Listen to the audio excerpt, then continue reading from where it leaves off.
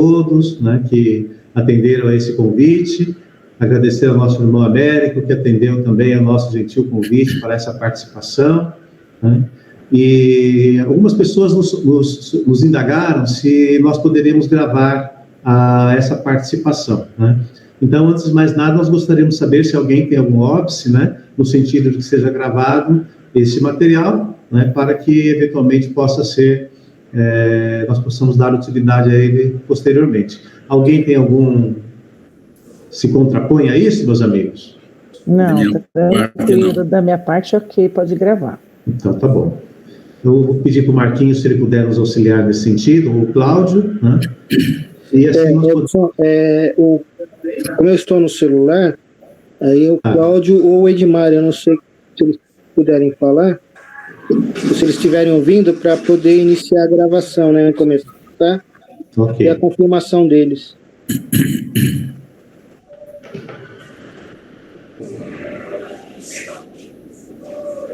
Peço desculpas pelo som, aqui o ambiente é compartilhado. Não, tranquilo. Que eu estou gravando, tá? Tá bom, obrigado, Edmar. Obrigado, Edmar. Eu selecionei aqui um pequeno trecho do Evangelho, que eu acho que tem muito a ver com o que nós vamos tratar na aula de hoje, nessa aula não, né, na palestra de hoje, né, que é a respeito do dever, né, do Evangelho segundo o Espiritismo, capítulo 17, Sede Perfeitos, né, que é de Lázaro, foi escrito em 1863, na cidade de Paris. É apenas um trechinho muito curto, mas muito interessante, onde ele fala que o dever é a obrigação moral, primeiro para consigo mesmo e em seguida para com os outros.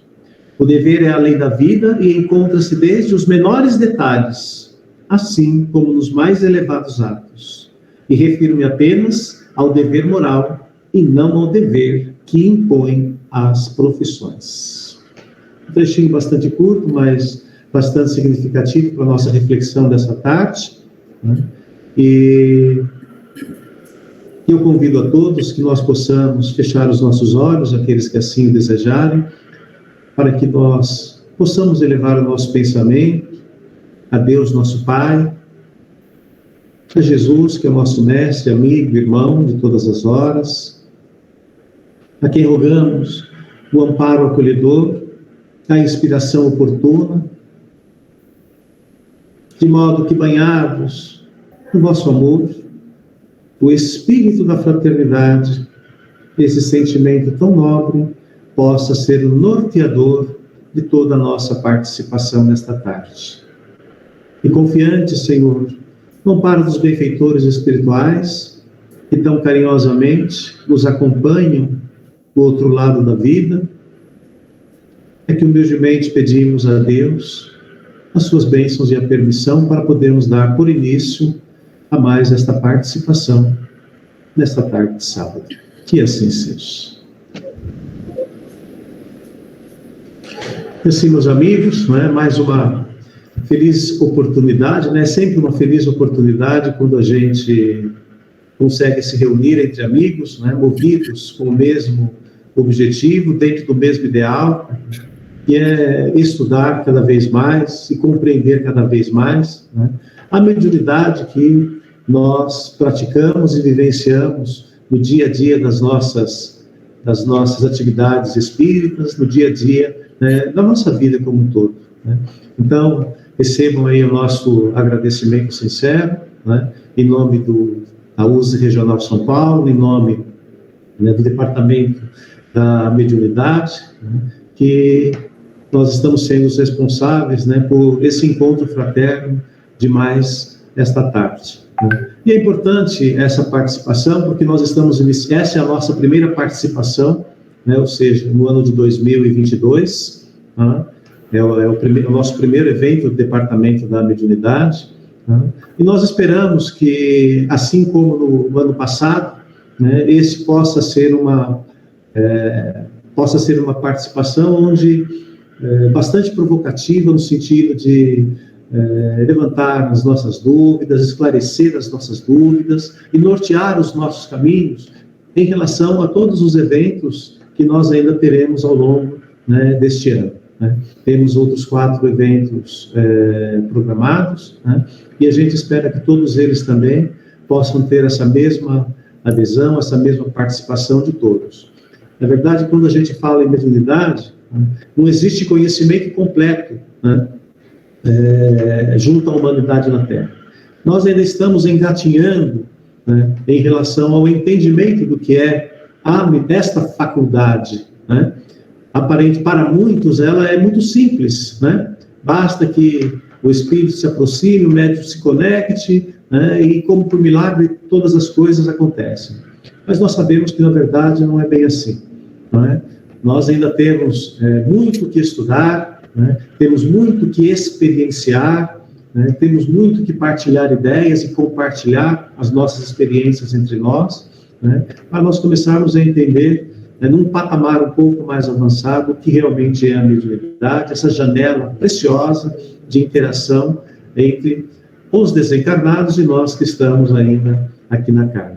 Então, na verdade, cada participação cada evento, né, como este, né, é mais um passinho que nós estamos dando, né?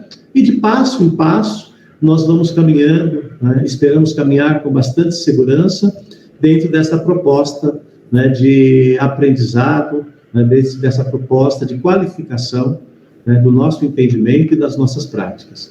Nós costumamos sempre dizer que quando nós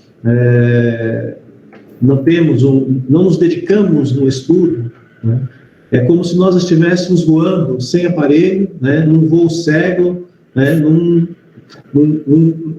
assim, em tempos, né, hostis, né, e isso é sempre um perigo, né? Então, daí a importância de nós termos eventos como esse, de termos tantas pessoas diferentes, né, de tantos centros diferentes, com tantas experiências diferentes, porque são essas diferenças todas, né, que elas não nos distanciam. Na verdade, essas diferenças todas, elas nos aproximam.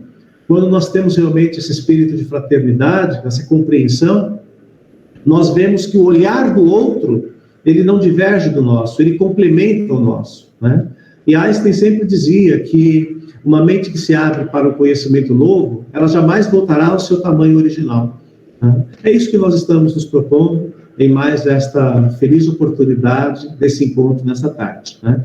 Hoje nós temos o nosso irmão Américo, né, que veio a brilhantar com seus conhecimentos e a sua experiência também, né, dentro do campo da mediunidade, da experiência espírita, né, esse nosso evento da tarde, em que nós nos propomos a falar sobre ciência e mediunidade, e dentro desse campo ciência e mediunidade, nós estarmos falando sobre a questão dos inconvenientes, né, ou das inconveniências, né, em relação ao exercício da mediunidade.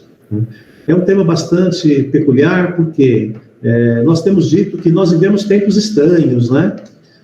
Quando eu falo tempos estranhos, é no sentido de que são tantas inovações, são tantas coisas acontecendo ao mesmo tempo, numa velocidade tão assustadora, né, que muitas das vezes nós somos, né, levados a acreditar, né, que tudo é possível, né? Ou seja, que no horizonte próximo, tudo será possível no campo da mediunidade, por exemplo, que é o que nos interessa nessa participação, né? E aí é importante que a gente analise bem, né, as múltiplas possibilidades, né, porque nem tudo é possível ainda para nós no campo da mediunidade.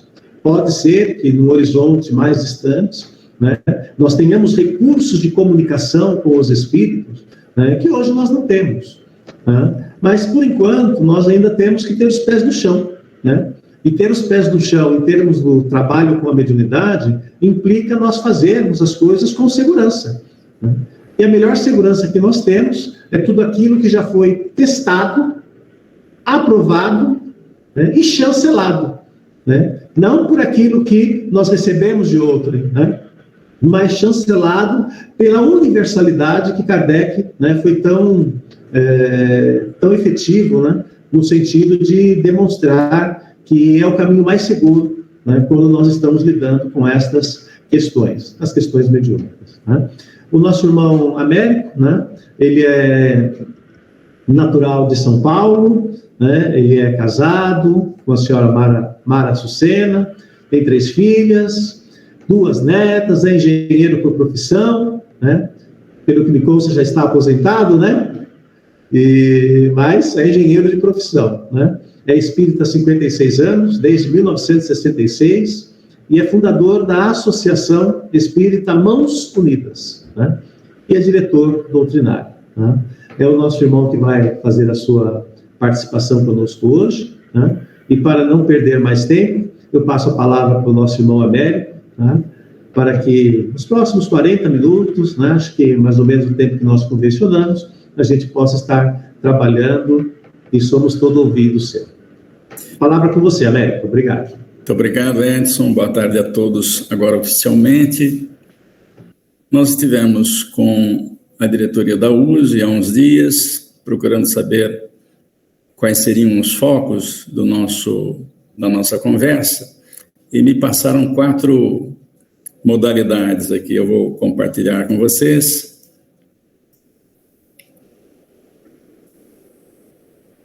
Estão todos vendo a tela inicial? Todos veem essa tela? Sim. Então, tá bom. Então, vamos lá. Então, mediunidade e ciência, compromisso mediúnico, organização de um grupo mediúnico e estudo continuado. São esses os 4 blocos aqui. Bem, mediunidade e ciência, o primeiro deles, porque toda a comunicação de mente a mente é um fenômeno eletromagnético e, portanto, objeto de ciência, né? E por isso devemos estudar mediunidade enxergando também os aspectos científicos. E numa primeira frase que selecionamos, o passe é uma transfusão de energias físico-psíquicas, dentro da qual o companheiro do bem cede de si mesmo a benefício de outrem. Vejam que é uma transfusão de energia. Energia é uma das áreas de estudo da ciência. E essa frase está no livro Segue-me, de Emmanuel, publicado em 1973. Portanto, comprovando que a tese dessas energias que a gente obtém através do passe, ou fornece através do passe, elas são objetos de estudos da ciência espírita, por enquanto. Mas dia virá que será objeto de estudo da ciência oficial também. Uma outra frase que diz muito respeito ao assunto é o fato de que nós respiramos no mundo das imagens. Alguém pode falar assim, mas que imagem? Só se eu tiver com o iPhone, o iPad, o computador e a TV ligadas. Não. Nós projetamos e recebemos imagens constantemente, e ninguém permanece fora do movimento de permuta incessante. Essa frase é de Emmanuel, está no livro Pensamento e Vida. Reparem que é uma referência ao fato de que os espíritos, na realidade, os superiores, não conversam mais pela palavra articulada, e sim pelo pensamento. Então, nós estamos começando a pensar nisso, que um dia nós vamos só conversar por imagens. E isso acontece diuturnamente, até mesmo quando nós estamos dormindo, as imagens aparecem na nossa mente. Um sonho, por exemplo, um sonho de perseguição, pode ser uma sugestão de um espírito obsessor, que nós acolhemos por alguma forma e elaboramos até um filmezinho enquanto aquela primeira imagem sugerida aparece e nós continuamos o sonho por conta própria. É um recurso usado por espíritos obsessores, mas pode ser também um recurso usado por bons espíritos. Então, o assunto é vasto e nos leva a crer que realmente nós precisamos conhecer um pouco mais de ciência, claro que voltada à mediunidade. Acho que todos conhecem esse livro, Mecanismos da Mediunidade. Reconheço que é um livro difícil de se estudar, às vezes é preciso de ajuda de pessoas que têm algum conhecimento a respeito de eletricidade, de magnetismo, mas que mostra a preocupação que André tinha em 1960, que é quando o livro foi lançado, em mostrar para a gente a importância das metáforas, porque o fenômeno mediúnico é um fenômeno eletromagnético. Eu vou usar aqui a metáfora do próprio André Luiz, lá em 1960, né? Alguém vai perguntar aí, seu Américo, o que é isso aí? Bem, isso aí seria um médium, segundo a metáfora do André Luiz, né? E isso aqui seria o espírito comunicante, né?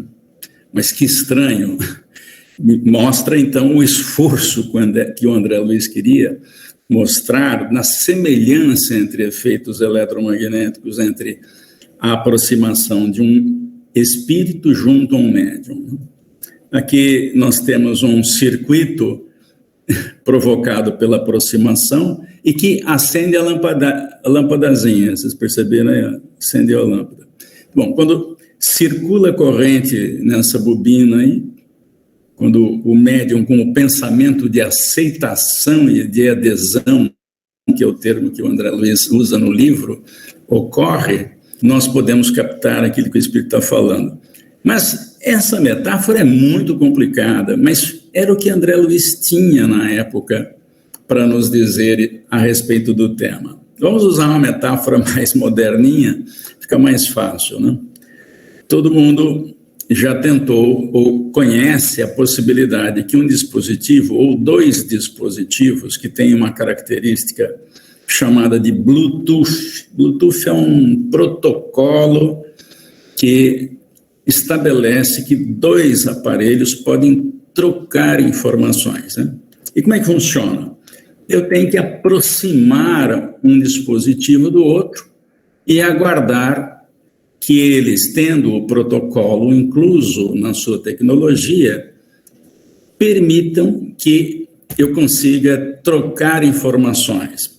Se eu acionar um aplicativo de música no computador, por exemplo, não vou precisar de fio no fone de ouvido, né? Por quê? Porque vai haver uma transferência de informações através dos dois equipamentos. Um capta e produz um produz o som e o outro reproduz o som.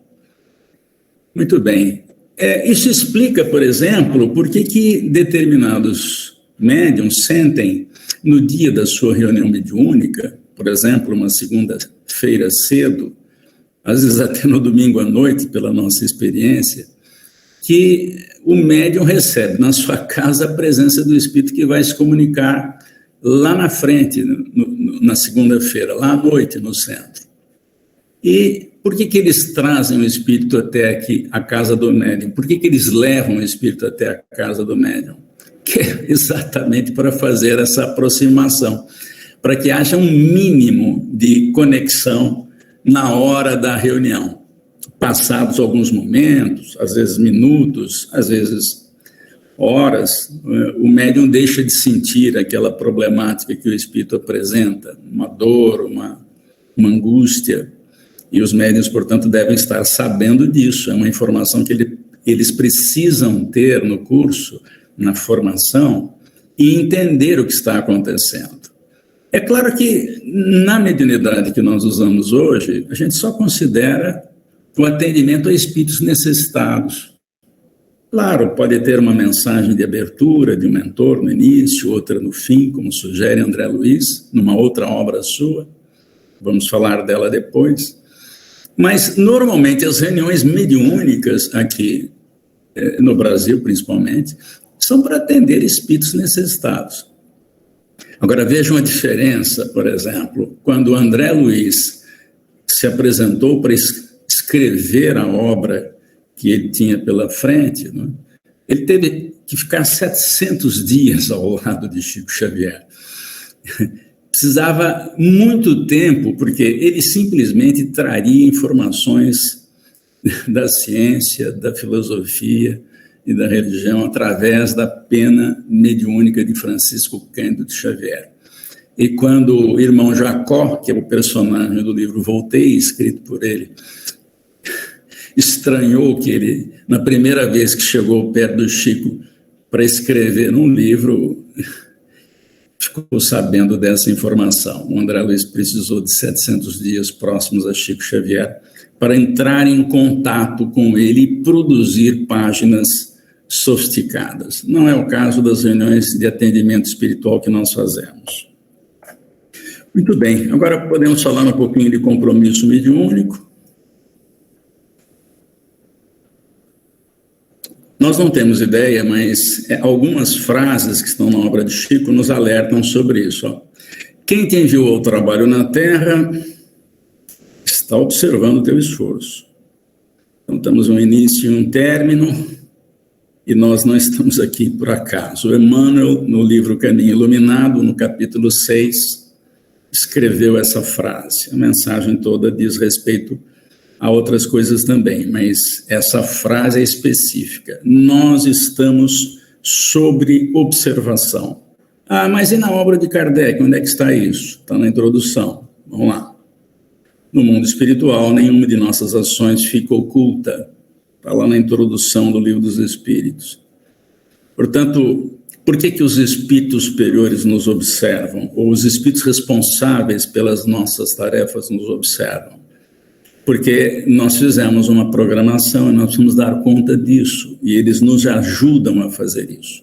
E para nos ajudarem, eles precisam ter informações atualizadas das atividades que desenvolvemos. Portanto, nós não estamos isolados sem apoio.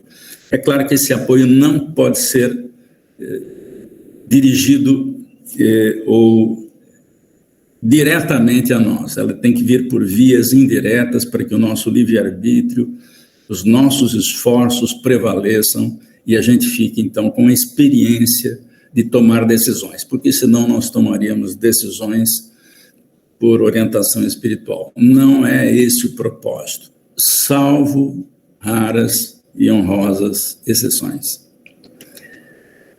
O Chico Xavier chega, inclusive, a nos advertir que, no além, a questão mais aflitiva para o espírito, já que estamos falando de compromisso, é a consciência do tempo perdido.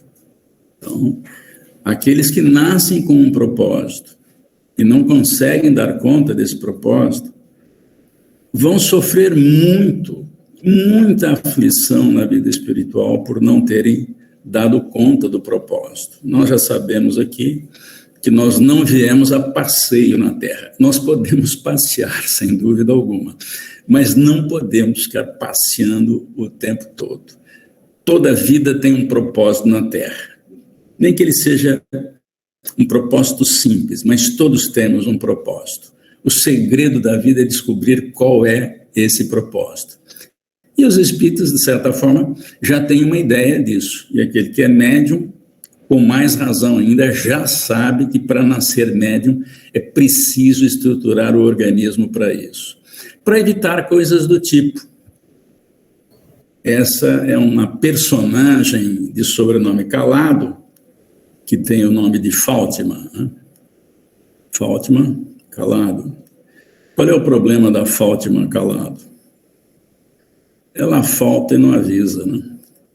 Isso é uma coisa comum nas reuniões mediúnicas e a pessoa não tem noção, muitas vezes, que ela pode estar deixando de cumprir uma tarefa que pediu, implorou para realizar na Terra. E quando a gente não faz o uso adequado dos nossos talentos, já que todos nós vamos prestar contas, pode ser que a gente perca o talento, até porque a mediunidade, ela tem dois momentos, né? Uma é de tarefa, outra é de conquista, né? Então, Chico Xavier, onde ele reencarnar, se ele quiser ter, ele vai ter mediunidade, porque sempre honrou essa tarefa.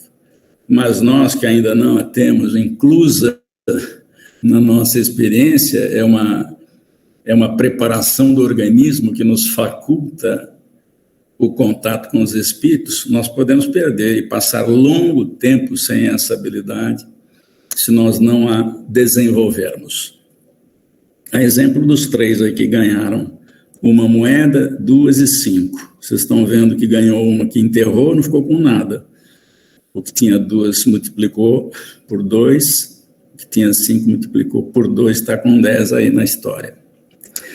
Muito bem, vamos falar um pouquinho de organização também, que é, acredito que, uma das coisas mais complicadas, né? Pelo menos eu tive alguma experiência no assunto e realmente é um assunto difícil. Então, vamos lá. A primeira frase que eu queria destacar é que o homem atrai os espíritos, isso é uma brincadeirinha, em razão de suas tendências, quer esteja só, quer esteja formando uma coletividade. Repare que não há referência a que atividade é. Pode ser qualquer, pode ser no escritório de contabilidade. Quando algum grupo se forma, como as pessoas atraem espíritos, eles certamente serão atraídos para fazer aquela atividade que nós estamos fazendo. Pode ser uma sociedade, pode ser uma cidade inteira, pode ser um povo inteiro. Está lá no Livro dos Espíritos. Então, e aí reside um grande problema. Vamos ver qual é. Onde haja uma reunião de encarnados, há também uma assembleia oculta.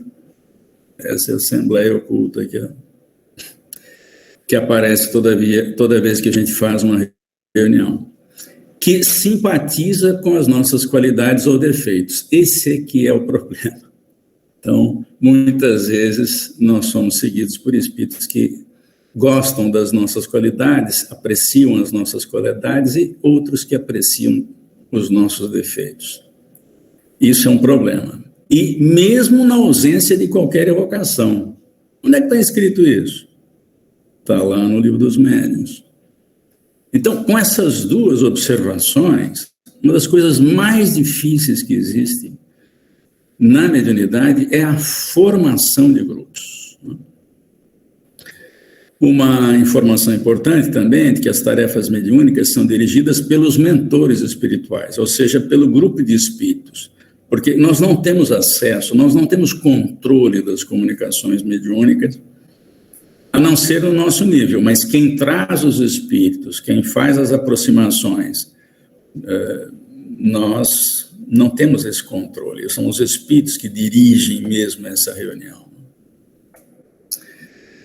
No livro Diálogo com as Sombras, que é um livro que é importante nós estudarmos e reestudarmos, diz lá que cada bom grupo de encarnados dispostos à tarefa corresponderá a um grupo equivalente de espíritos. Então, a qualidade do grupo de espíritos que vai dirigir a tarefa depende da qualidade do grupo de encarnados dispostos à tarefa.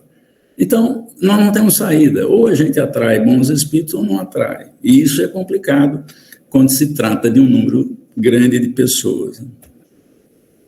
O Leon Denis chega a advertir, inclusive, que só se deve admitir membros absolutamente resolvidos a perseverar. Ele é duro na queda, vai direto ao ponto, né?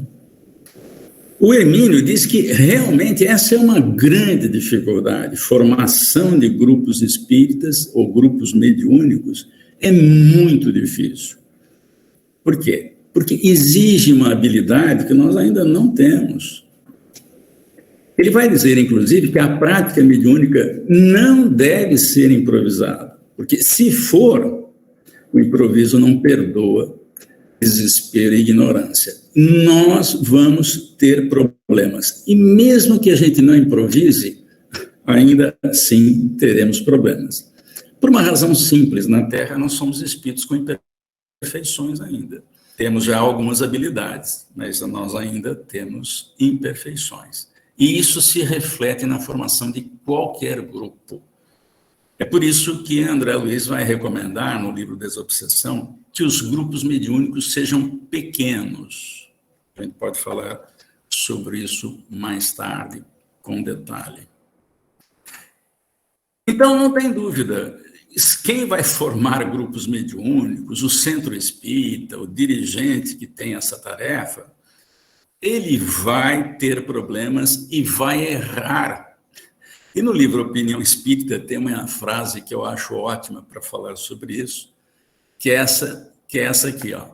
todos caminhamos suscetíveis de errar. Bom, até aí tudo bem, né? Pois todos já erramos bastante. E todos ainda erraremos necessariamente para aprender a acertar. Não existe outro caminho, nós temos que passar pelo erro, e é exatamente esse mecanismo que funciona para qualquer profissão. Qualquer profissão que a gente escolher, a gente vai passar pelo erro e pelo acerto.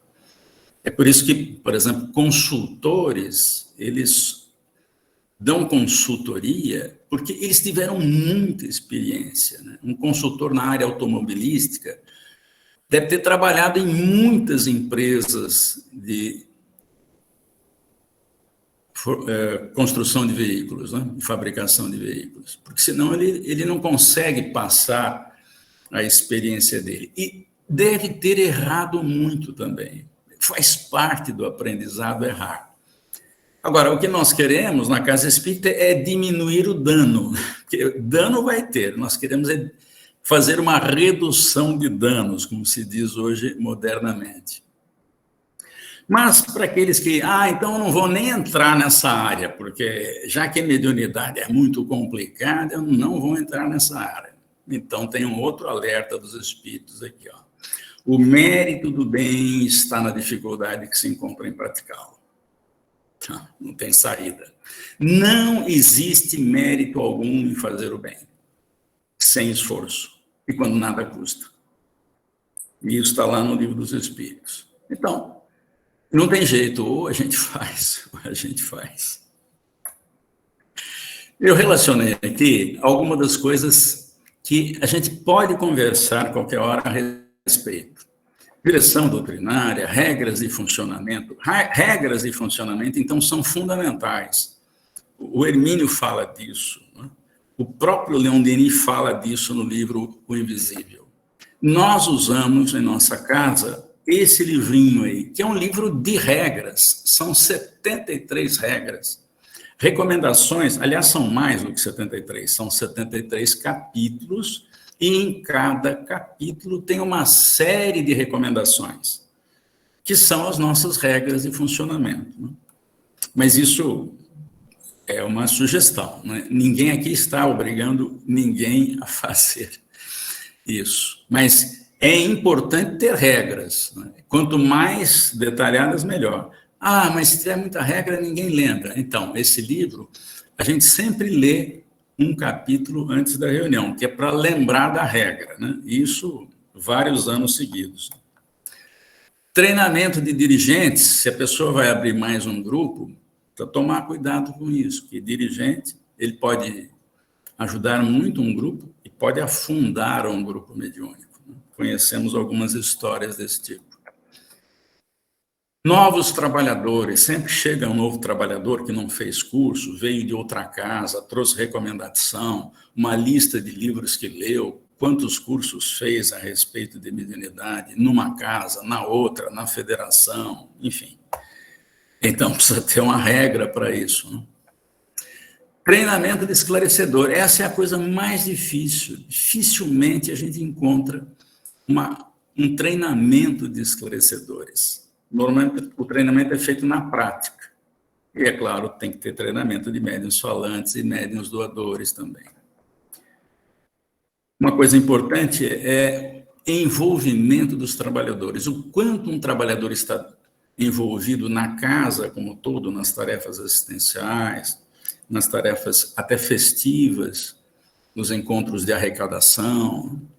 Tudo isso é importante a gente observar nos trabalhadores. Quanto maior o envolvimento da pessoa, mais dedicação ela tem, que é aquela recomendação do Leon Denis, lá no livro O Invisível. E controle de frequência. Se quer saber se uma pessoa realmente pode ser uma trabalhadora dedicada, como diz o Leon Denis, precisa controlar a frequência. Se não fizer isso, a gente perde o controle de quem vem e quem não vem. Então, não basta fazer, ou não deve bastar fazer o curso de médiuns para ser médium. Tem que ter mais coisa, tem que ter uma nota de corte de frequências. Claro que ninguém vai obrigar que o sujeito tenha 100% de frequência, mas tem que ter um mínimo de frequência. E tratar de assuntos delicados enquanto no curso, porque depois que a pessoa ganha o direito de participar do grupo mediúnico, aí fica difícil tratar de assuntos delicados.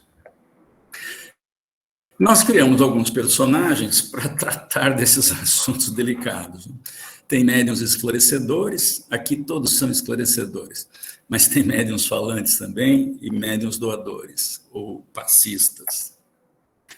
E, finalmente, o estudo continuado. Aqui nós relacionamos algumas obras que os grupos mediúnicos poderiam estudar. Claro que isso varia de grupo para grupo, de dirigente para dirigente, mas aqui estão algumas. Né? Duas delas, em particular, me chamam muito a atenção. O Desobsessão, do André Luiz, que é o nosso manual de regras, e o Diálogo com as Sombras, que dá uma ideia do trabalho e das dificuldades de formação de grupo. Mas há informações muito importantes no invisível, nos domínios da mediunidade também, no Instruções Psicofônicas e no Vozes do Grande Além. Mas também tem nos outros, é claro. Né? Coloquei mais alguns aqui, mas não precisamos falar sobre isso agora.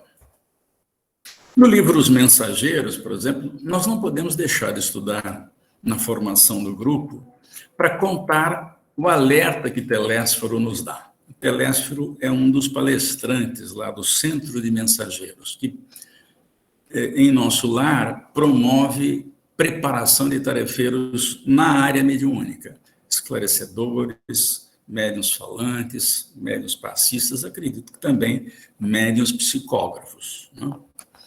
Muito bem, está aqui o nosso Telésforo, e nessa palestra que o André Luiz, Vicente, que são médicos, acompanhando Aniceto, o espírito Aniceto, que é um instrutor nesse livro, o Telésforo vai dizer isso aqui, ó, é um alerta para todos nós. A causa geral dos desastres mediúnicos, ou seja, o candidato à mediunidade, ele tem que saber disso.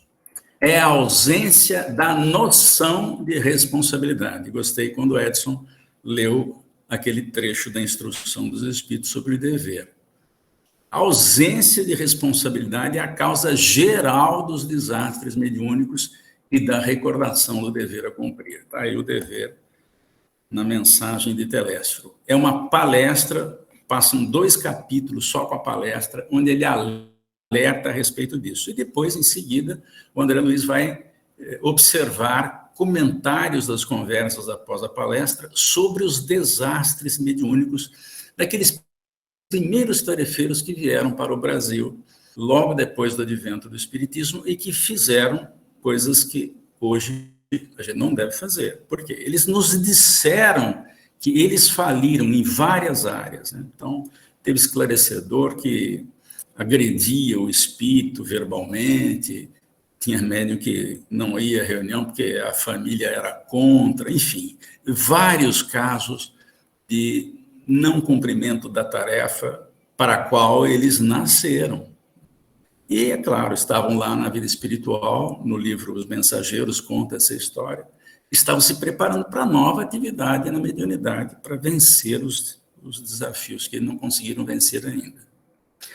E aqui, o livro que eu considero importantíssimo, porque o André Luiz foi estudar um assunto mediunidade, desde o livro Missionários à Luz, que ele estuda o assunto. Mensageiros, ele já tinha contato com grupos mediúnicos aqui na Terra. A Casa de Isabel, que era um centro espírita lá no Rio de Janeiro, foi visitada por ele nos capítulos finais dos Mensageiros. Missionários, ele volta a estudar o assunto, e nos domínios da mediunidade ele volta ao assunto, e depois, 9 anos depois de escrever nos domínios da mediunidade, em 1964 ele escreve, e aí ele mesmo assina, ele é o responsável pelo livro.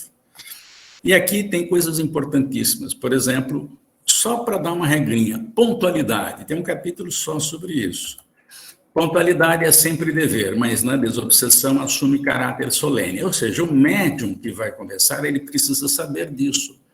senão ele acha que pode faltar porque tem aniversário da família na segunda-feira. É claro que se for aniversário de casamento, 70 anos, tudo bem, 50 anos.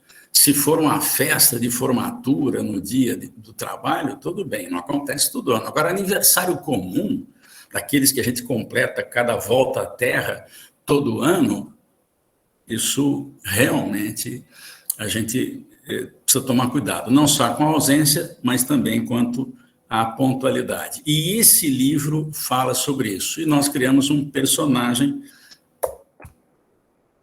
que é a Dona Consuelo. Estou chegando. Consuelo, estou chegando.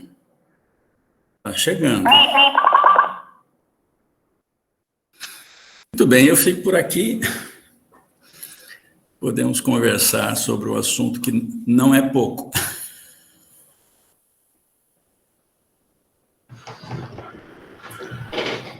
É verdade, não é pouco mesmo.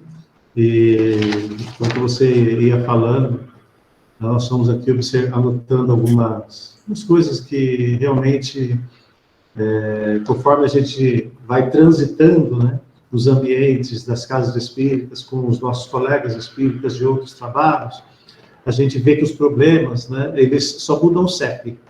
Né? Os problemas continuam sendo sempre os mesmos. Né? Mas o que acontece numa casa se replica na outra, e muitas das vezes a gente se pergunta, como é que pode, né, acontecer tanta coisa igual em lugares tão diferentes? Né? Mas as coisas... Pode falar, Mário.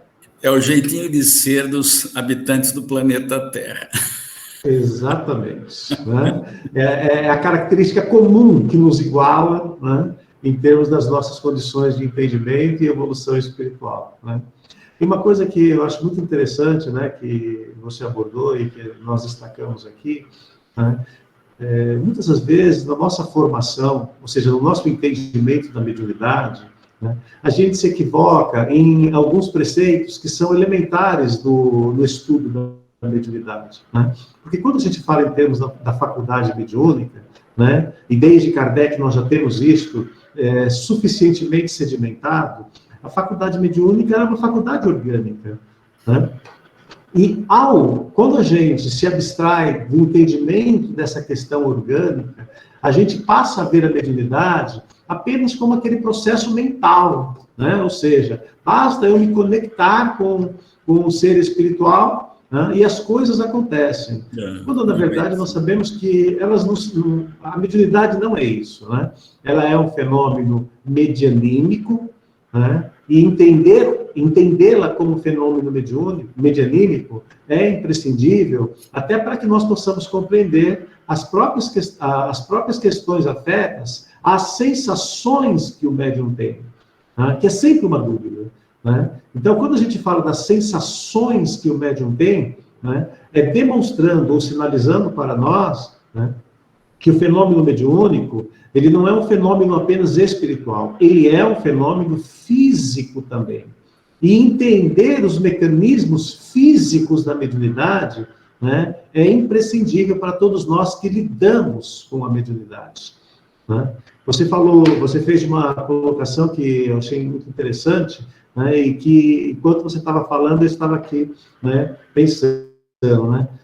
O médium, muitas das vezes, a gente analisa o médium, ou melhor, né, o médium não deve ser analisado, nós médiums não devemos ser analisados, né, apenas no nosso sentido espiritual e no nosso sentido moral. Né? Nós temos que ser analisados também, né, nas condições físicas que nós temos para o exercício da mediunidade. É por isso que Allan Kardec vai reservar todo um capítulo do Livro dos Médiuns para tratar sobre os inconvenientes e os perigos da mediunidade. Né? E ali ele deixa muito claro a questão, né, dos inconvenientes e dos perigos afetos ao quê? À saúde, né? Afetos ao quê? Né? Ao cérebro, às crianças, ou seja, às fragilidades que são inerentes, né, à nossa organização física. Então, é daí que a gente pode chegar à conclusão de que, né, a questão das conveniências ou das inconveniências, né, não tem repercussões apenas de fundo moral. elas também podem ter repercussões de ordem física. Concorda, Américo? Concordo, loucura, inclusive, Kardec alerta bem a respeito disso. Exatamente. Citou exatamente esse.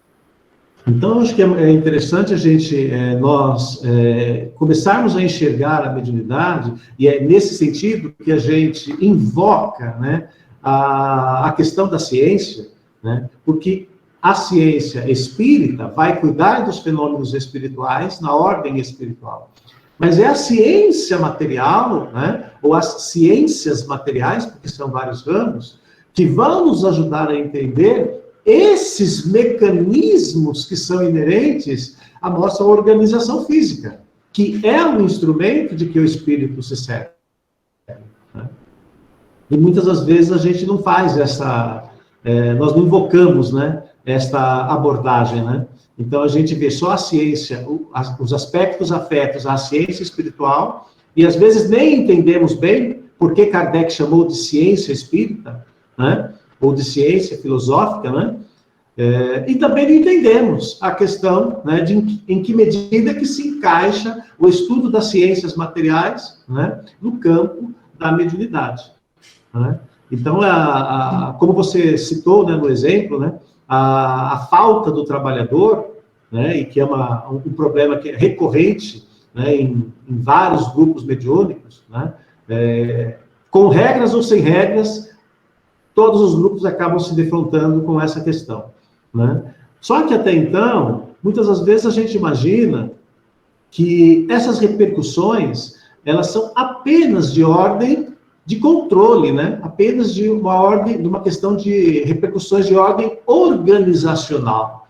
Né? Mas no exemplo que você citou, Américo, particularmente em relação à questão que muitas das vezes, né, os espíritos comunicantes ou manifestantes são levados horas antes, né, para esse contrato, esta aproximação com o médium, né, e já dessas horas antes, o médium já começa a somatizar determinadas sensações, entendeu? Já mostra a abordagem física desse contato mediúnico. E que não se restringe àquele instante da reunião mediúnica. Né? Agora, a grande pergunta que muitas das vezes as pessoas não se fazem e não respondem é exatamente a questão, né, se o médium deixa de comparecer? Em que cai a conta das ausências e do número de espíritos, caso ele seja médium falante, e deixou de atender aí em 10 reuniões, 2 espíritos por reunião, esses 20 espíritos que não foram atendidos, claro que eles serão atendidos, se tiverem mérito para isso, mas em quem cai a conta do débito do não atendimento, a não ser no próprio que faltou? Então, pelo menos eles têm que ser avisados disso na fase de treinamento.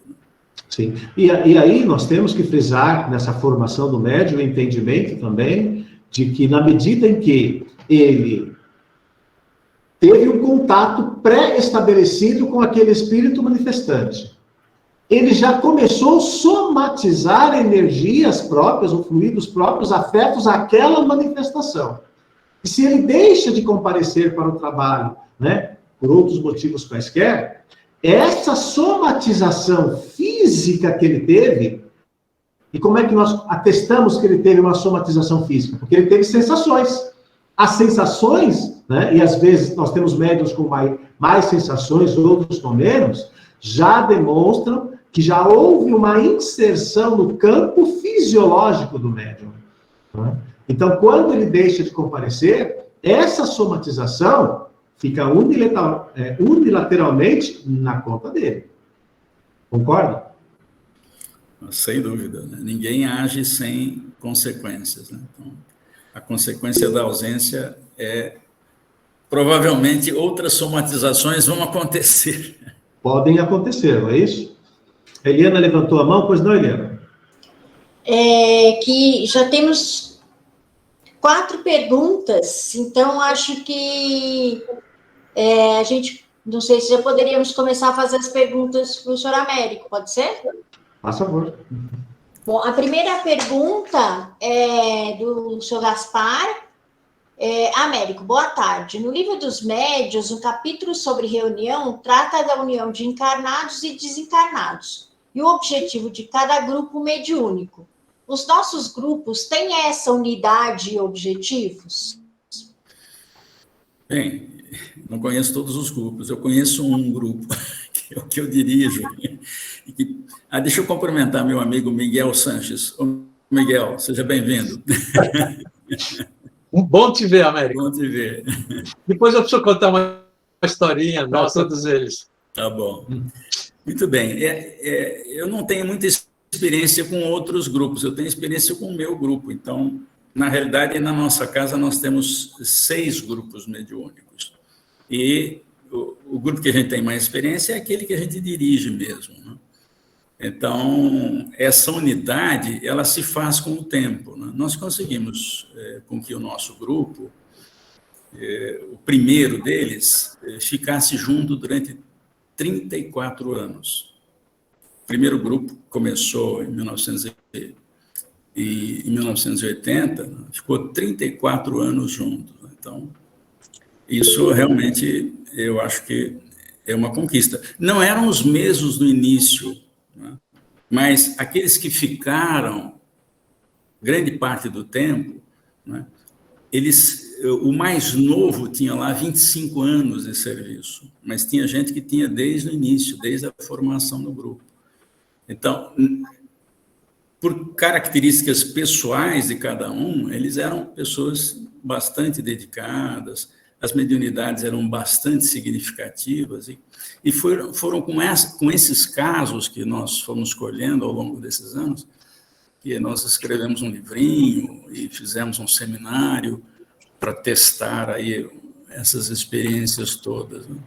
Então, eu conheço um grupo só, aquele que eu dirijo, né? Dos outros 5 grupos, mesmo sendo diretor doutrinário, a gente não consegue ter todas as experiências.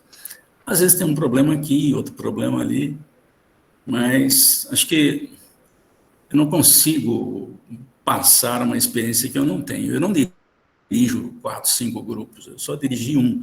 Agora tem um grupo novo, porque o grupo que trabalhou 34 anos, ele envelheceu. E algumas pessoas não queriam mais ir ao centro à noite, né? Então, nasceu um grupo durante o dia, com essa maior parte dos trabalhadores desse grupo, que trabalhou quase 34 anos juntos. 25 anos juntos, todos aqueles que entraram por último trabalharam, 25 anos todos juntos, porque o mais novinho tinha 25 anos. Então, pelo menos 25 anos nós ficamos juntos. Mas tinha trabalhador, mais 4 trabalhadores tinham 34 anos de serviço. É uma experiência difícil de passar para as outras pessoas, né? Cada um tem a sua, não dá para a gente pegar a experiência de todo mundo, é impossível, simplesmente impossível isso. Então, no nosso grupo nós tivemos esse, e agora temos um segundo grupo que está muito indo bem, já tem aí uns 10 aninhos de serviço. Tem a Cris Laguna aqui também? Isso. Ela está perguntando, ela tem 2 questões, Sr. Américo. Ela quer saber o número de participantes e aquela questão do médium, se ele falta, se ele deve ficar na sessão somente na vibração, né, na sustentação. Né? Certo. Bem, o André Luiz vai recomendar no livro Desobsessão, por isso que eu citei esse livro, que o grupo não deve ter mais do que 14 companheiros e companheiras, né? Dos quais 6 são médiuns falantes, 4 são doadores de energia e 4 são esclarecedores. Dos 4 esclarecedores, 1 esclarecedor dirige. O esclarecedor não deve ser médium falante. Por quê? Porque ele precisa estar atento, eventualmente interferir em alguma circunstância que é preciso tomar uma decisão. Então, essa é a recomendação. Mas ele diz que na formação de novos grupos, você pode começar com metade da equipe. Então, se o limite é limite recomendável, né? Se quiser fazer um grupo com 30, pode fazer, claro. Então, se tiver menos gente, por exemplo, eu já fui fazer seminário em cidades do interior, E para conseguir médium na cidade é uma dificuldade. Então, se tiver 7, tá bom. 3 passistas, aliás, 2 passistas, 2 esclarecedores e 3 médiuns falantes, dá para começar um grupo. Até porque o Hermínio Miranda, ele conta a experiência dele, ele formou o grupo aos poucos, ele foi agregando os trabalhadores na medida em que eles iam demonstrando dedicação, estudo, perseverança no trabalho. Então, isso é de cada casa, viu, Cris? Na nossa casa, nós adotamos aí a regra do até 14. Mas, por exemplo, nós estamos hoje com 12 no nosso grupo. Estão faltando um passista e um médium falante.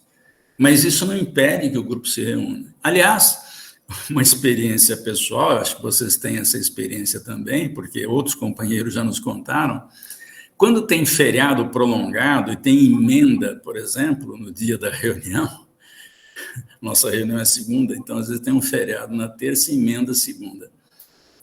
Vem pouca gente na reunião. São as reuniões mais harmoniosas. Kardec vai dizer isso lá no Livro dos Médiuns. É melhor 10 pessoas afinadas do que 100 atirando para cada lado, né? Então, quanto menos gente para harmonizar, melhor. É simples. Agora, você tem um número mínimo tal que dê liga para fazer uma reunião mediúnica, né? Então, é assim que funciona. Mas a gente segue essa regra do 7 e 14. Entre 7 e 14 está tudo bem. Se o médium falta, é recomendável ficar algumas sessões somente na vibração? Então, isso deve ser discutido antes do grupo ser formado. Nós tentamos mudar essa regra que não tinha. Está no livro Desobsessão, mas nós não implantamos no início, e vai implantar depois. Nós tentamos fazer isso.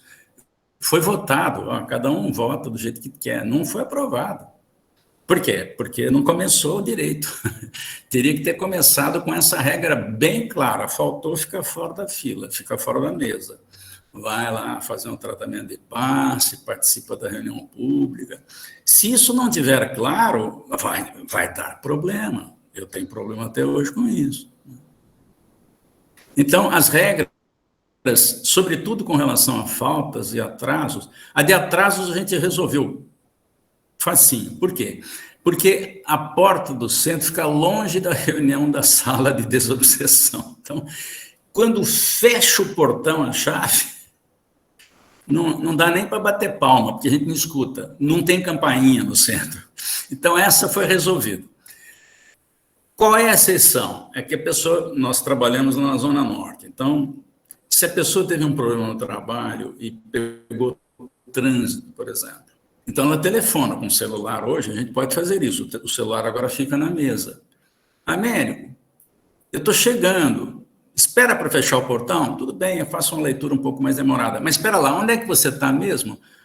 Eu estou terminando de subir a Avenida Doutor Zoquim. Ok, nós estamos te esperando. Mas se ele disser assim, estou na Praça de Bagatelle, falo, pode ir para casa. Vai demorar 15 minutos para chegar. Né?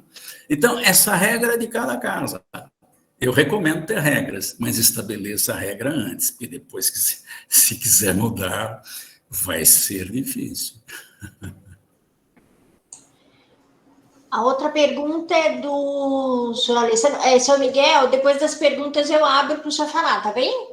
Ótimo. Bom, Do senhor Alessandro Akira, ele é da Intermunicipal de Carapicuíba. Ele quer saber a pergunta de $1 milhão, né? Como lidar com essa situação na pandemia, né? Tem flexibilidade, enfim, a pergunta dele é abrangente, mas é esse sentido. O que fazer com os trabalhos com relação à pandemia? Bem, como nós não trabalhamos na pandemia até agora, nós não temos que fazer nada, tem que esperar voltar. Essa é a experiência. Para quem voltou, vai ter que fazer alguma coisa, claro, mas nós não voltamos, porque o risco, o nosso grupo tem 40 anos, 41 anos de vida, vai fazer 42. Todos os dirigentes e muitos trabalhadores já estão na área de risco, né? Não podemos, com a Covid comendo solta na variante Ômicron, como é que nós vamos arriscar e perder um companheiro de trabalho? Fique em casa. Mas os espíritos necessitados estão sendo atendidos, como eram antes de Kardec ter aparecido na Terra. Os espíritos continuam atendendo os espíritos que desencarnam, que não sabem onde estão, que não perceberam a morte. Eles estão sendo atendidos. E nós podemos colaborar durante o sono, por exemplo, mediunicamente. Nós tivemos um problema, esse sim é interessante a gente comentar. Uma pessoa disse que se sentia muito mal quando alguém a visitava. Ela morava num prédio e, às vezes, uma irmã ia levar lá um doce, um bolo, durante a pandemia, logo no começo. E a pessoa começava mal, tinha ânsia de vômito, eu achei estranho. Ela me liga e falou, você vai ver que é um obsessor, né? Mas eu fiz umas perguntinhas para ela. Escuta, isso você sente sempre? Não, só quando alguém se aproxima ou toca em mim. E como é que é isso depois? Não, depois passa. Você fica bem depois? Fico. Você faz evangelho no lar? Faço. O que você tem de sintoma quando você faz evangelho? Eu lacrimejo muito, tenho muita coriza. Eu perguntei, e você sua muito na mão? Suo. Já sei o que você tem, não é obsessor. Isso é excesso de fluido vital que você está metabolizando. Você não está dando passe. Você está metabolizando. Aí chega alguém, passa perto, você cede energia muito rápido para quem está precisando e você fica sem. Aí dá essa ânsia de vômito aí. Faz o seguinte, dá passe nas suas plantas, no cachorro, no seu filho, no marido. Passou o problema. No dia seguinte falou, Américo, acabou o problema. Estava acumulando fluido vital na pandemia. Nós não trocamos energia, a não ser com os da casa, né? Então, resolvido o problema.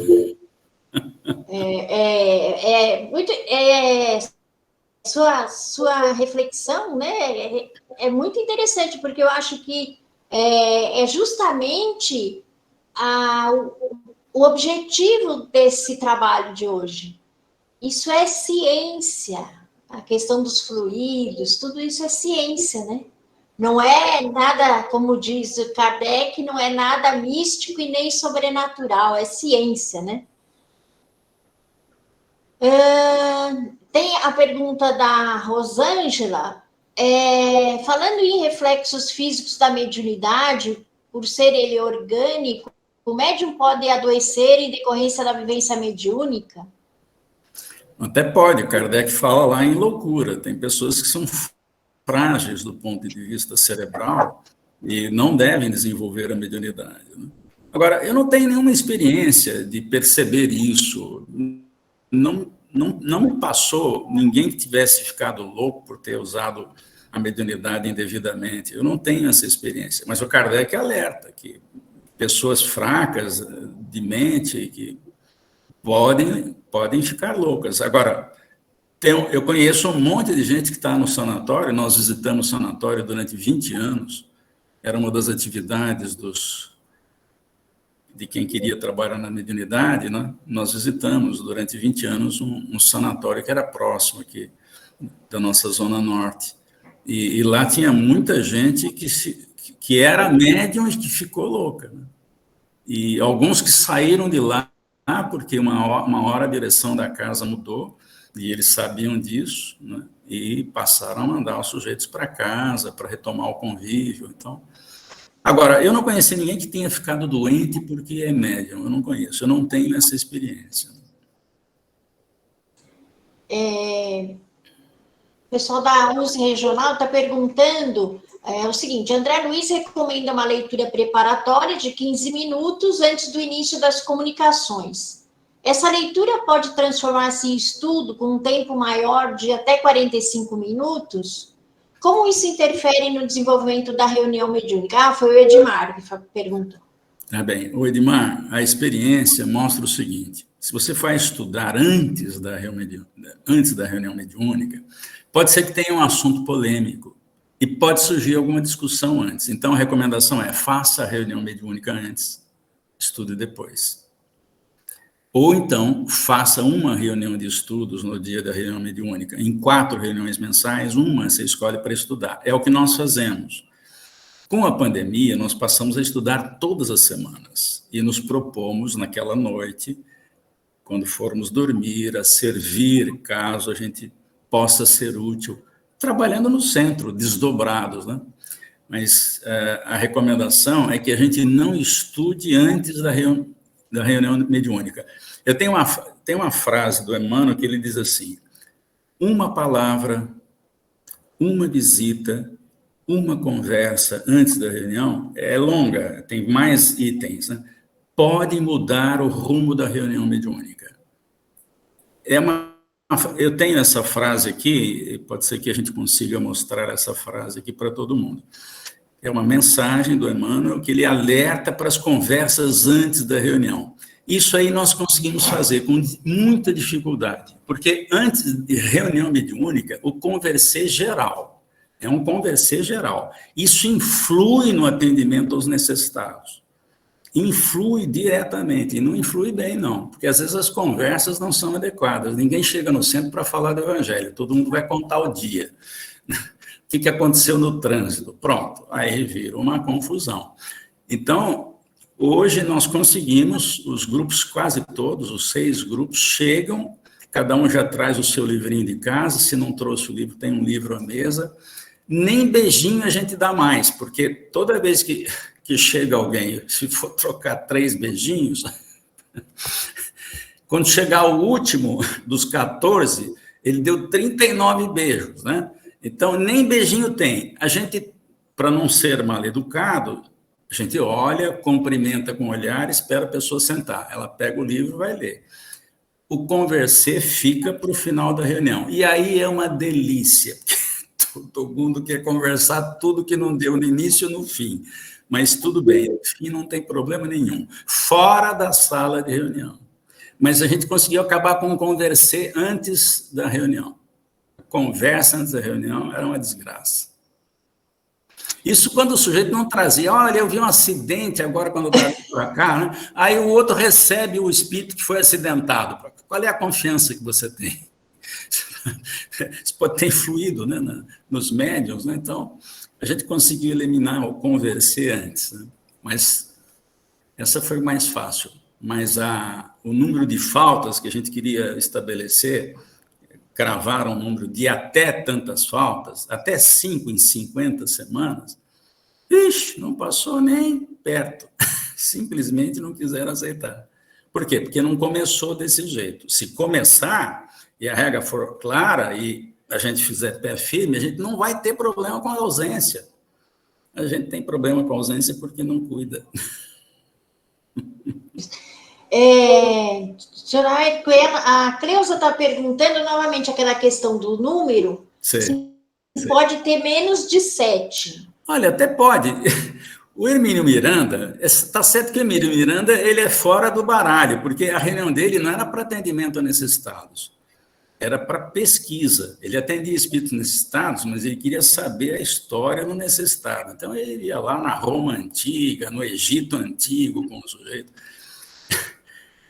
Esse é um outro propósito da reunião. Se tiver meia dúzia e não tiver 7, meia dúzia de 3 ou 4, como eu costumo dizer, e forem bem unidos, pode fazer, não tem problema nenhum. Eu não vejo problema, porque onde tem 3 encarnados, tem 3 desencarnados ajudando, pelo menos.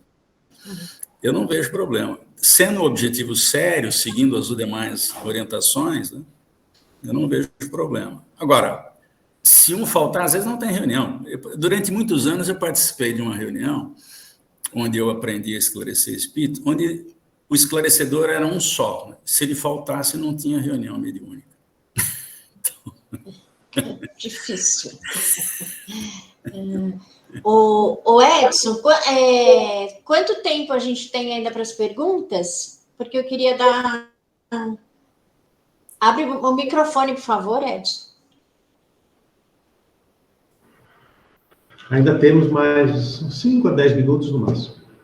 Porque eu queria passar a palavra para o senhor Miguel, depois a Carminha, e tem uma pergunta da Kelly. Miguel. Bem, foi muito bom te rever, Américo. Nunca esperei te achar aqui hoje. A culpa é da Marlene, você sabe. Ela sabe que nós nos conhecemos, né? Então ela me avisou da palestra. Mas o Américo fez uma palestra muito interessante, né? Que me lembrou, né? Quando eu me interessei pelo Espiritismo, né? Foi quando nós nos conhecemos lá na faculdade, né? Nós não éramos da mesma turma, né? Mas um dia pegamos uma carona, né, de um colega, né? E acabei conhecendo, né? Aí a gente morava em São Paulo e a escola era em São Bernardo, né? E aí o colega que estava dirigindo, o Jairo, né? Você lembra, né, Américo? Lembro. Ele virou para o Américo e falou: Américo, verdade que você é espírita? Aquilo me deu arrepio. O Américo falou: eu sou. Aí eu fiquei meio assim, né? Daí ele: posso te fazer umas perguntas? E aí a viagem toda foi o Jairo fazendo perguntas para o Américo e o Américo respondendo como o Livro dos Espíritos. Quer dizer, eu fui saber isso depois, né? Mas, enfim, eu fiquei impressionado com as respostas do Américo. Mas nós não éramos da mesma turma. Então, no dia seguinte, eu entrei na escola, o Américo também entrou, né? E, por coincidência, nos encontramos na porta da escola, né? Num saguão que existia. Aí eu falei: Américo, você me dá um minutinho? Ah, pois não. Sabe aquela conversa de ontem? Eu fiquei com um monte de dúvida. Posso te fazer umas perguntas? Nossa, eu fui fazendo pergunta, mas um monte de pergunta. O Américo falou: não, para. Eu não vou conseguir. Faz o seguinte, encontra comigo aqui amanhã, que eu vou te trazer um livro. Você vai ler o livro e depois nós vamos conversar. Que é o mais fácil. Foi. Aí no dia seguinte nos encontramos, é claro que ele me deu o Livro dos Espíritos, né? Com as 1000 perguntas e respostas, né? E foi assim que eu me interessei. Depois ele me convidou para um centro espírita que ele já conhecia lá, né, em Santana, né? E foi muito interessante, porque muito do que o Américo comentou com todos aqui, a necessidade do estudo, né? E a apresentação dele foi muito rica, porque a cada fala dele tem da onde ele se baseou. Muitos apresentadores, já assisti muita palestra, falam, fazem os PowerPoints bonitinhos, mas não dá referência. E o Américo deu para cada coisa a referência. Então, uma das coisas, né, que eu acabei aprendendo naquele centro espírita, lá em 74, né, longínquo 74, é que, além das reuniões espíritas tradicionais, nós tínhamos uma reunião de estudos. E essa reunião de estudo, né, era assim: você era escalado, você preparava um tema, apresentava o tema, conversávamos. Então, foi uma coisa que eu fui achando muito interessante, porque você conseguia olhar vários livros, receber várias informações, né? E foi assim, quer dizer, hoje eu tenho aqui uma centena de livros, centena não digo, mas muitos livros, né? E o que o Américo fez na apresentação dele, eu acho que todos devem, se já não fazem, devem levar para frente e divulgar nos seus centros espíritas. É que nada vai à frente se a gente não cita referência e se a gente não estuda. Não adianta. Você pode ser sensitivo, você pode se comunicar, você pode falar bem, mas não adianta, tem muitos autores.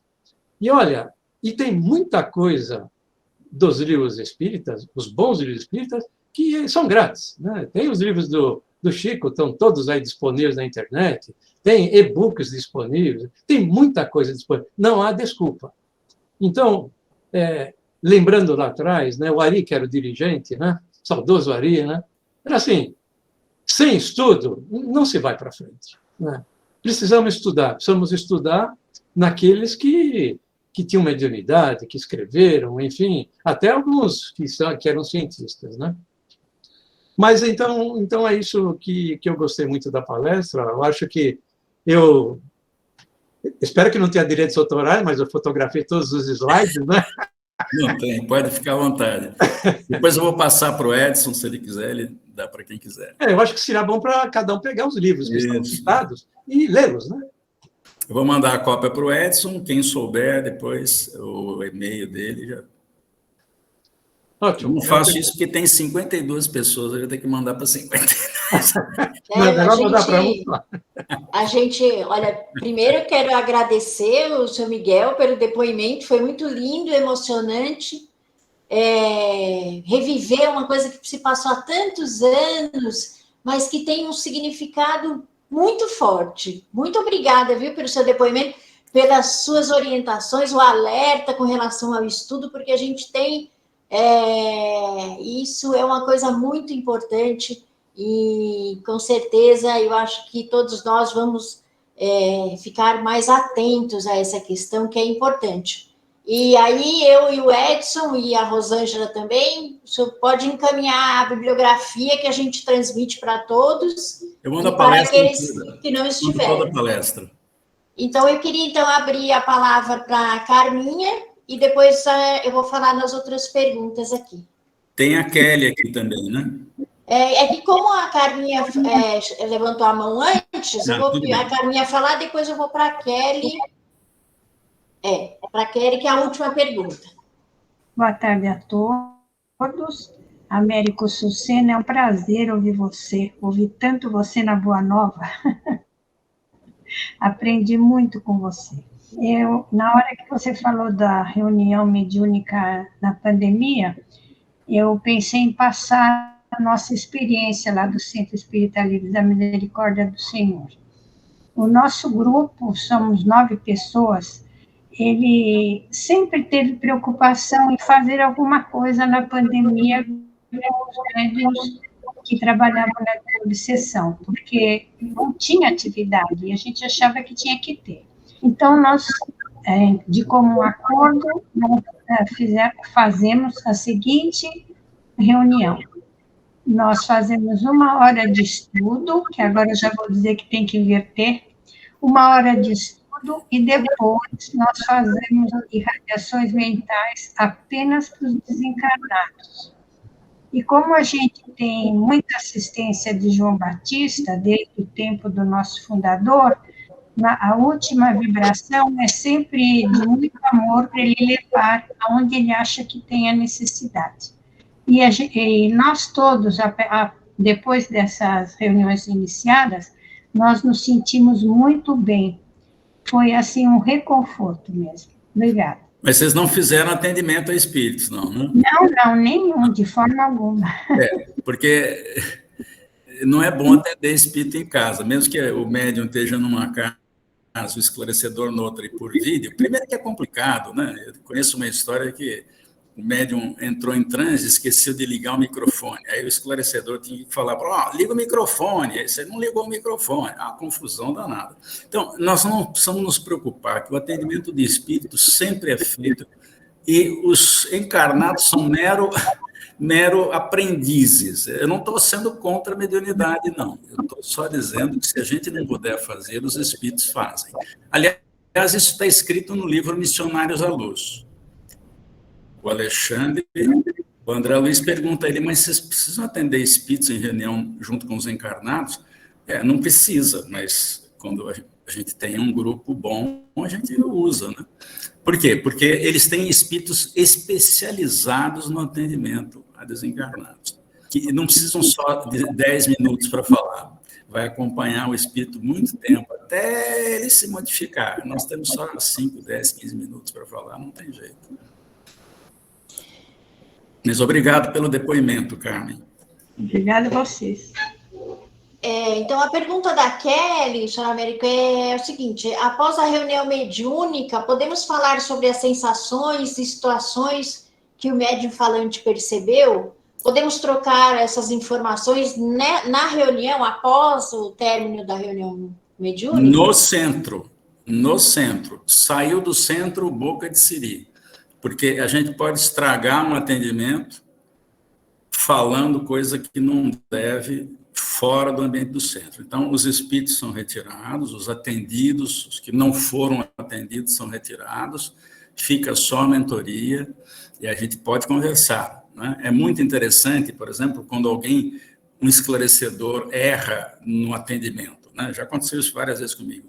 Pedi desculpa ao médium, me desculpe, eu não estava entendendo nada que o espírito está falando, eu não estava sintonizado e tal. É essa hora de falar, não só das sensações mediúnicas, mas daqueles inconvenientes que a gente não cuidou no falar. Agora, tem um cuidado aqui que a experiência mostra. Às vezes você tem um médium no grupo que tem muito mais percepção que os outros. Esse você precisa chamar de lado antes dele entrar no grupo. Ou, se você percebeu, logo na primeira reunião, falar, olha, maneira, maneira. Não conta tudo que você vê, não. Conta tudo que você acha que precisa, que é importante, mas se você começar a contar tudo que você vê, vai criar problema com os demais. Então, são coisas sutis que só o tempo vai nos dando a experiência. Então, a orientação do André Luiz no livro Desobsessão é: conversem sobre as comunicações no final da reunião. Saiu do centro, se chegar em casa, não vai contar para o marido, para a esposa, para os filhos, que os assuntos são assunto de confessionário, para usar um termo católico. Isso não se conversa em casa. Tá ótimo. Senhor Américo, eu queria primeiro agradecer a todos que fizeram as perguntas. E então eu passo a palavra para o Edson para encaminhar o encerramento. Senhor Américo, mais uma vez, muito obrigada. Obrigado pelo convite. Como sempre, é muito prazeroso, né, nós ouvirmos, estarmos trocando as nossas experiências. Essa é a principal finalidade desse encontro que nós fazemos de uma forma regular, né, periódica, né, porque é quando nós temos condições de ouvir as vivências do outro e para analisar, né, as nossas próprias condutas, né? Nós não iremos encontrar dois centros espíritas com duas reuniões mediúnicas que sejam absolutamente iguais, porque nós somos pessoas diferentes. E na medida que nós somos pessoas diferentes, nós não conseguiremos, certamente, ter uma unidade plena e igualitária daquilo que nós fazemos e praticamos em termos de mediunidade. Uma coisa que eu acho muito importante nesse finalizar da nossa reunião de hoje, né, é nós ressaltarmos que quando nós falamos em termos de ciência e mediunidade, nós lembrarmos, né, essa questão, né, a importância de nós inserirmos nos nossos grupos de estudos, né, nos nossos cursos de formação sobre mediunidade, né, temas afetos à compreensão da fisiologia humana. Né, porque o nosso corpo físico é um instrumento de trabalho nosso e é um instrumento de trabalho que nós cedemos para que o espírito possa se valer. Veja como é uma coisa interessante, que Allan Kardec, quando ele trata sobre essa questão da mediunidade, lá sobre os inconvenientes e perigos da mediunidade, ele frisa, em especial, a questão do cérebro, né? As repercussões que podem advir em relação ao cérebro. Allan Kardec está falando aonde? Lá, meados, né, do século XIX, ali, 1861, né? Mas naquela época, nós não tínhamos ainda, né? A ciência material não tinha ainda recursos e tecnologia, né, para falar sobre, né, o cérebro humano, né, o seu funcionamento, né, a sua estrutura. Até então, nós não tínhamos recursos tecnológicos para isso. Esses recursos tecnológicos só vão surgir na área da medicina no começo do século XX. A partir de 1920, é a partir desse momento que vai surgir o eletroencefalograma, que vai surgir a tomografia, né, que foram recursos tecnológicos que permitiram ao homem, a nós, né, podermos estudar o cérebro enquanto no seu funcionamento. Né. Nós vamos encontrar André Luiz, né, também ali no começo, na primeira metade do século XX, né, falando sobre o quê? A relação da mente e do cérebro. Né? Ou seja, houve um acompanhamento da informação que os espíritos trouxeram para nós sobre a mente e o cérebro com o desenvolvimento da ciência da Terra, para que nós pudéssemos estudar e avaliar estas questões à luz da ciência. Né? Então, é muito importante que a gente tenha essa noção, né, até para que nós possamos ajuizar, né, das práticas que nós temos, das nossas atividades em termos, né, enquanto trabalhadores nessa seara da mediunidade, né, para que a gente não caia no campo do misticismo.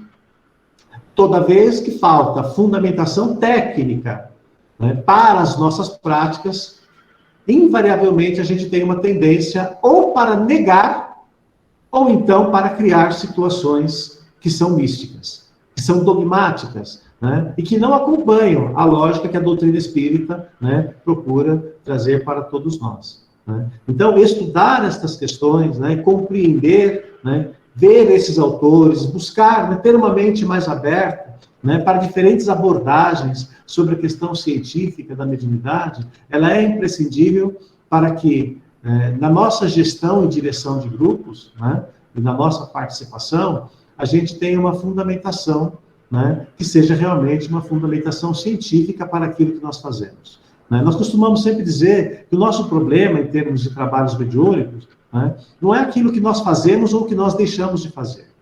Né? Os problemas normalmente surgem quando nós deixamos de fazer ou nós fazemos sem conseguir fundamentar aquilo. Né? Por isso, na fala do nosso irmão Miguel, né, muito pertinente, no sentido de ressaltar, né, a importância da fundamentação das nossas falas. Né? Muitas das vezes nós reproduzimos falas de terceiros sem ajuizar ou sem avaliar, né, qual a fundamentação daquela fala. Entendeu? E aí nós acabamos sendo o quê? Apenas reprodutores de algo que nós não temos certeza daquilo.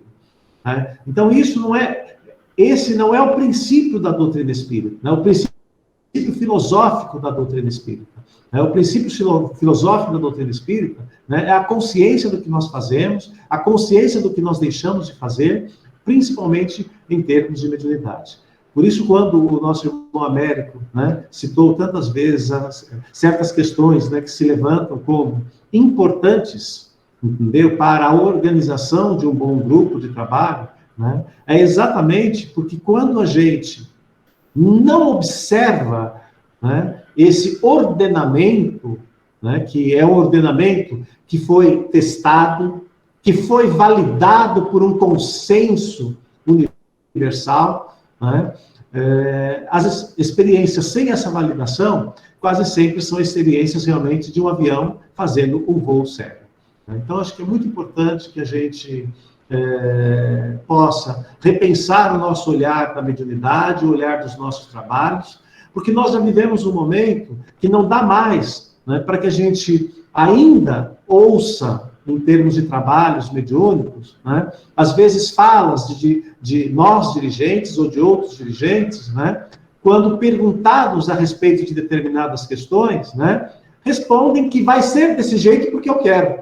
Né? Essa fala não cabe mais, gente.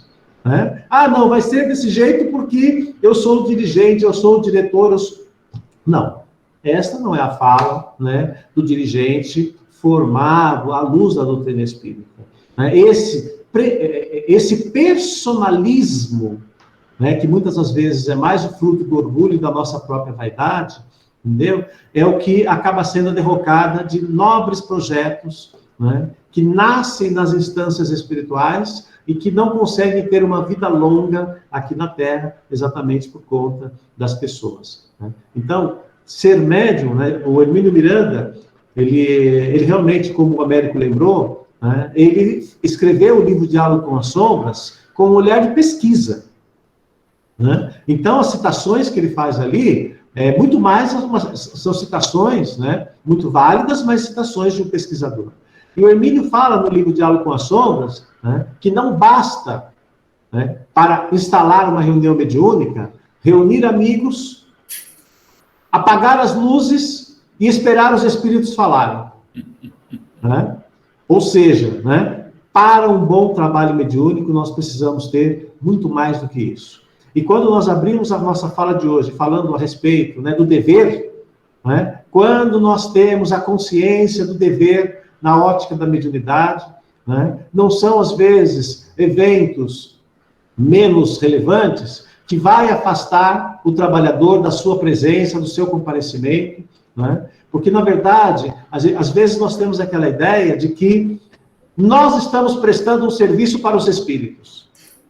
E eu costumo dizer que, convivendo com os espíritos nas reuniões mediúnicas, eles é que estão prestando um serviço para nós.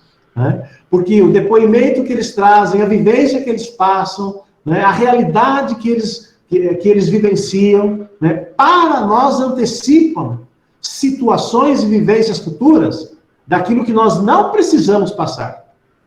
Então, o maior beneficiário, né, da nossa participação, do nosso engajamento nas reuniões mediúnicas, né, somos nós mesmos. Né? E as reuniões mediúnicas, realmente, elas são como o coração, eu costumo dizer, né, de uma casa espírita.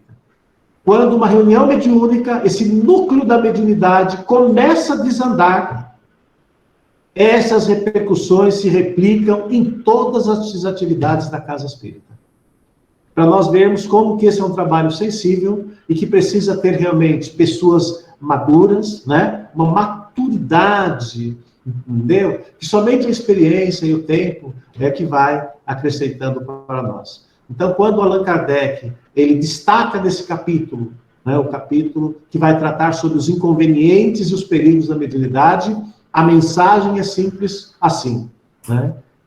Exercer a mediunidade não é simplesmente o encontro de pessoas. Então, quando as pessoas nos perguntam, tem perigo lidar com a mediunidade? Tem perigo. Se feito de uma forma desajuizada, existe perigo, sim. E é isso que é o objetivo, né, de todos nós. Aproveitarmos essa janela, essa ferramenta que Deus ofereceu para nós, mas aproveitarmos dessa ferramenta com consciência, com responsabilidade daquilo que nós podemos fazer e daquilo que nós não devemos fazer. Então, aquela frase memorável, né, que a gente encontra, tudo posso, mas nem tudo devo, ela deve ser um mantra, né, no bom sentido, né, acompanhar as nossas práticas e os nossos exercícios na mediunidade. De nossa parte, nós agradecemos ao nosso irmão Américo pela sua gentil participação, né, foi maravilhosa a sua exposição, muito agregou para todos nós, né, essa troca de experiências, né, que elas são tão importantes, né. Agradecemos a todos os amigos que aqui estiveram conosco, que atenderam esse convite, né, e só podemos rogar que Jesus abençoe a todos, né, e possa preparar o nosso caminho para o nosso próximo encontro, que, salvo engano, vai ser no mês de março. Se eu não estiver aqui equivocado, nós vamos falar sobre a mulher e a mediunidade. Contamos com a presença de todos. Vamos fazer a nossa prece de encerramento, meus amigos? E assim nós agradecemos a todos os amigos, irmãos, encarnados e desencarnados, que estiveram conosco, participando com as suas experiências, com seus pensamentos, com seus sentimentos, ao nosso expositor, o nosso irmão Américo, a todos os amigos. Só podemos dizer muito obrigado, Senhor. Só podemos rogar que nos auxilie, que nos abençoe os nossos esforços, para que possamos crescer em entendimento e em maturidade, para onde quer que nós estivermos trabalhando na seara da mediunidade, possamos ser trabalhadores conscientes dos nossos deveres, das nossas obrigações. Primeiro, para com o Pai maior, Deus, para com o nosso próximo e para com a nossa própria consciência. E assim, Senhor, nós agradecemos por todo o recurso espiritual que esteve presente, nos auxiliando nessa participação, e pedimos as vossas bênçãos e a permissão para podermos dar por encerrada a mais essa nossa palestra sobre a mediunidade, esse trabalho da USE Regional São Paulo, através do Departamento da Mediunidade. Que assim seja.